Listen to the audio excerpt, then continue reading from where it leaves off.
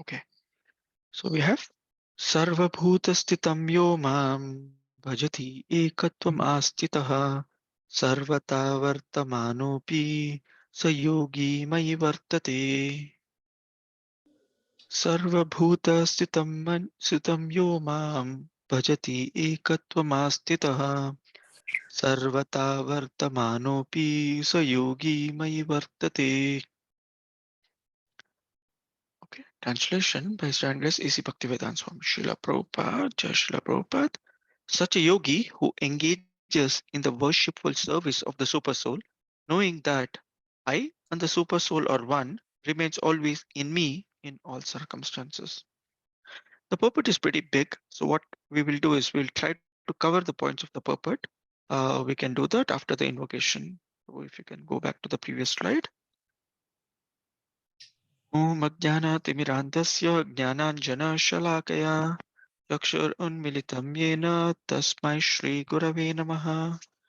नमः ॐ विष्णुपादाय कृष्णप्रेष्ठाय भूतले श्रीमते भक्तिवेदान्त स्वामिन् इति नामिने।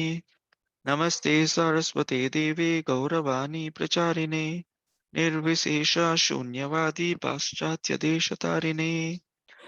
जय श्री कृष्ण चैतन्य प्रभु नित्यानंद श्री अद्वैत गदाधर श्रीवासादि गौर भक्त वृंदा हरे Krishna Krishna Krishna Hare Hare Hare Ram Ram Ram Hare Hare.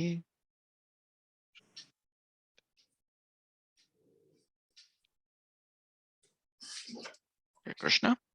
Okay, so we have a very nice shloka here. So it's a continuation of what we heard probably yesterday, right? So in the previous shloka, we saw the vision of a perfect yogi. What does he see? He sees super soul everywhere, right? So we saw for one who sees me everywhere and sees everything in me, I am never lost, nor is he ever lost to me. So this is what the Lord said. So today, so yesterday we saw the vision. So today we'll saw the action of a perfect yogi. What does the purpose the shloka say? Such a yogi who engages in worshipful service of the super soul, knowing that I and the super soul are one, remains always in me in all circumstances. So we are in this chapter which is discussing the dhyana yoga. So what does a yogi do in his dhyana? Okay. So he realizes Krishna as the origin of super soul and he worships and serves him in all circumstances. Okay. This is what Prabhupada in the purport uh, calls as a perfect yogi. Okay, so let's take a step back to understand what does this dhyana yoga or this yoga system talks about, right? So firstly, Krishna very clearly says super soul and me are the same. Is that is that how we always understand? So let's try to get the origin of the super soul. Okay, so we all know Krishna is the supreme personality of Godhead. From him is first expansion is Lord Balaram. Now, on the other side is Srimati Radharani, so we'll not touch on that side. We'll talk about Lord Balaram's side. So we have Lord Balaram from Krishna. Then we have the Chaturvyuha expansion, which is Shankarshana, Aniruddha, Pradyumna, and Vasudeva. From this Shankarshana, we have the secondary Chaturvyuha expansion, another set of Chaturvyuha expansions, which are again Shankarshana, Pradyumna, Aniruddha, and Vasudeva. Okay, so from the first Chaturvyuha comes the second set of Chaturvyuha from the Shankarshna. From this Shankarshna comes your Mahavishnu or your Karanandakashai Vishnu. Okay, so who is the Karana who is sleeping on the causal ocean? Who is the Karana or the cause of this entire material world as we understand? And from the pores of this Mahavishnu comes the different universes, and within each universe, the Lord expands himself as Garbhodakashai Vishnu. All of us know Garbhodakashai Vishnu, from whose Garbha or the navel the lotus flower comes out, on top of which Lord Brahma is there, right? And Brahma does rest of the creation. Now, parallelly along with this Garbhodakashai Vishnu, there is this Kshirodakashai Vishnu, or commonly in South India we call the Parkadal Vishnu, or the Vishnu who is sleeping on the milk ocean. Now this Vishnu, who is sleeping on the milk ocean, or the Kshirodakashayi Vishnu, he is responsible for two things. Basically, he comes as all the Leela avatars. So all the demigods go and pray to whenever there is an issue, they go and play in the milk ocean, and the Lord decides, okay, I will come. So he does that. Also, he does the most important part, which is he comes with each jiva or with each working atom as the Paramatma. Now if we understand this clearly, from the original Krishna, the Paramatma has come through this process. Now this Paramatma is there in everyone's heart, right? Every atom itself, in fact, right? Now, now this Paramatma, when he's present in everyone's heart, is he different in each one's heart? No. Like Srila Prabhupada mentions that I know my body because I am conscious of this body, but the Lord as Paramatma knows everything and he knows everyone's body because he's present in everyone's body and he's the same person. He's not dual. The Paramatma in your heart is not different from the Paramatma in my heart. This concept is very nice to understand. It's also very difficult to understand. Think, how is it the same person is there in multiple places? That's the Lord's all-pervading concept. This is probably if you read the purport at the end, it talks about the same availability of the same person in multiple places. Okay. Now this Paramatma also has a wonderful feature wherein he stays in your heart as what? He stays in your heart as the four-handed form typically. So a person who is a perfect yogi, when he meditates on the Paramatma feature of the Lord, he can actually see the four-handed form of the Lord, which is Shankha, Chakra, Gada, and Padma. Now, this form of the Lord, I think sometime back we were discussing on the concept of Paramatma itself. Just touch upon that. He is replaced by the Ishta Devata that you have if you if you actually are praying to the particular form of the Lord. If you're very attached to Jagannath, if you're very attached to Radha Madhav, you are very attached to Sita Ram Lakshman, then that form of the Lord comes and sits in your heart. And this is typically understood by the example of Lord Hanuman, wherein he actually opens his heart and shows Sita and Ram there. Okay, the Paramatma is no manifested. Basically, replace is not the right word, but the Lord actually manifests in the form that we really like. Again, we'll go back. So a perfect yogi has this four-handed form of the Lord, Vishnu form, that's there in the heart that he meditates on. Easiest example is Dhruva Maharaj, right? So Dhruva Maharaj actually, with the toughest austerity that he followed at such an young age for about 6 months, and then he actually sees the Lord within his heart. He's so mesmerized, right? So he's closing his eyes, he's meditating on the form of the Lord. He's so wonderfully attached to the form of the Lord, and suddenly the Lord disappears. His heart. And he's stunned. He just opens his eyes, and the Lord actually is present right in front of him in the same four-handed form that he was seeing inside.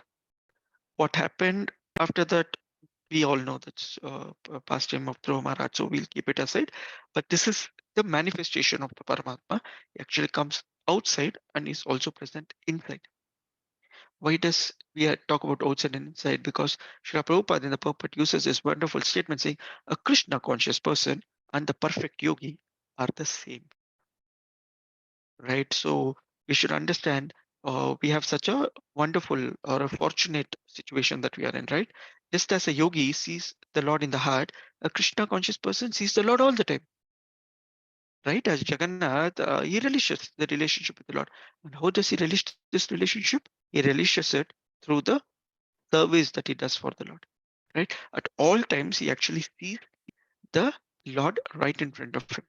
This is the wonderful, fortunate situation that we have, right? So even though the Dhyana Yoga chapter by itself is very technical and a little um, lack of a good word, it's a little boring in the sense that it talks about something that we don't generally follow.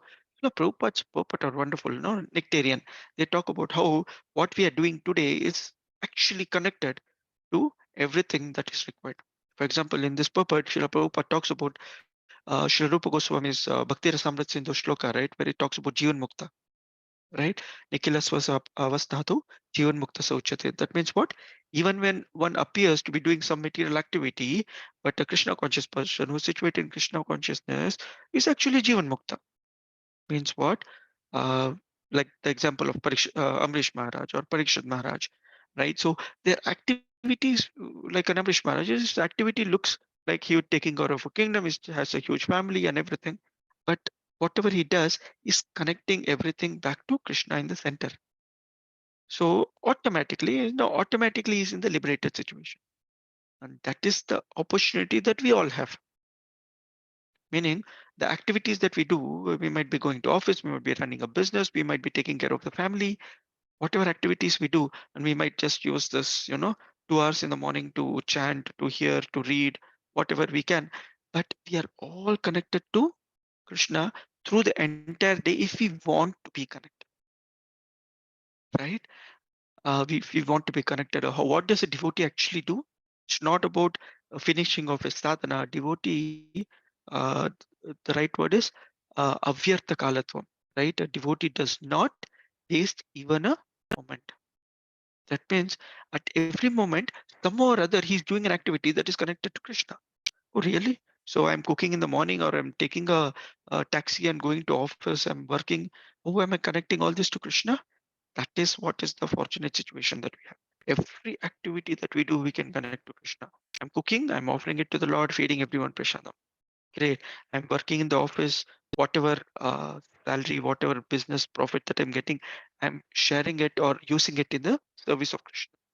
At every point in time, I have this opportunity to decide if I'm using it for Krishna or using it for my sense gratification. Okay, it's not only time when I'm saying avyartha kalatvam, I'm not talking about only time being used in Krishna's service.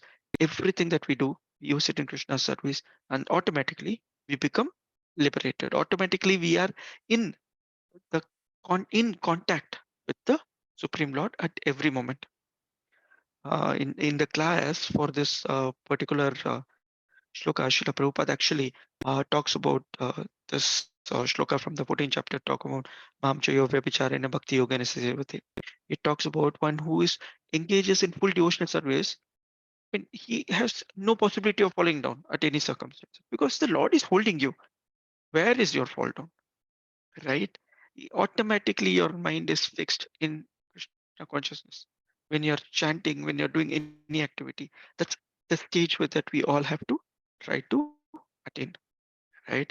So finally, I know I'm just want to wrap it up by talking about how even now when we go to Vrindavan, when we go to Rajdam, most of them here tried going to Rajdam recently. So if you go to this Radha Damodar temple, you will actually see a board there, or we know how the devotees actually mentioned the Srila Prabhupada eternally resides here. That's the situation, that's the position of a devotee. You're eternally situated with the Lord, and we are probably in the sadhana stage. We are trying to go to the stage where we want to actually attain perfection, and that is an opportunity that we should always look at, saying, wow, I have got this opportunity, wonderful situation, let me actually use it. Okay, it's very fortunate that we have got Krishna consciousness. It's very unfortunate if we actually lose this Krishna consciousness or do not take this up very seriously. Okay. Thank you all for joining in today. Today is a wonderful day. Govardhan Puja, Go Puja. Please take time, attend, take opportunity. You can chant more, serve more today. Okay. Thank you all for joining this early morning session. We can continue this session tomorrow as well. Thank you. Hare Krishna. Thank you, Prabhuji. Hare Krishna. Thank you, Prabhuji. Krishna Prabhuji. Thank you, Prabhuji. Thank you. Danvat Pranam, Prabhuji. Hare Krishna Prabhuji, thank you very much. Krishna. Hare Krishna, Danvat Pranam, Prabhuji. Hare Krishna, Prabhuji, Dandavat Pranam. Mataji. Hare Krishna, see you in the temple, hopefully. Hare Krishna, Prabhuji. Thank you, Prabhuji. Thank you so much. Are we doing Damodar Arti Prabhu? What is the plan now?